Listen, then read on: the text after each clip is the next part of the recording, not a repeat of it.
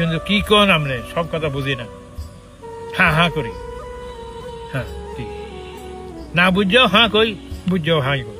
কেন আমি এই অবস্থাটা কেন হইলো আমার, কেন করলি আমারে? আমি তোদের ভাবছিলাম না টাকা নিয়ে গেলাম।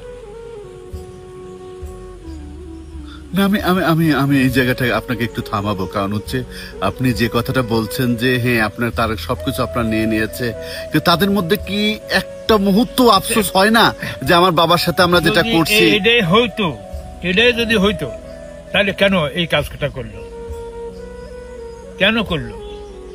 এখন আফসোস করে না তারা? হ্যাঁ, আফসোস করলে কি আবার এই জায়গার জন্য ঘুরে নি? যদি আমার জন্য আফসোসও করতো তাহলে ওই জায়গার জন্য ঘুরে কেন?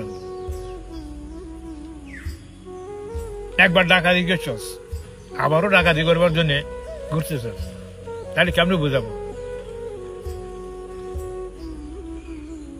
পাঁচতর কি এমন হয়ে গেছে? এমন হয় মানুষ? আল্লাহ এত দয়ালু, আল্লাহ এত দয়ালু। আপনি মরার পর তো সব তো সন্তানরাই পাবে। হ্যাঁ তো পাবি, তাহলে আমার মারধর করে নিবি কেন? সন্তান তো এই সম্পদ তোদের জন্য, আমি কি কবরে নিয়ে যাবো? তাহলে মেয়ে করে দে, তোরাও নে, তোরা যতটুকু পাবি অতটুকু নিয়ে যাবে। মেয়ে বেশি দিস না, মেয়ে করে দিস না বেশি, আর মেয়েরও কম দিস না, তোরাও নে, গরু দে। আমার কি করবি?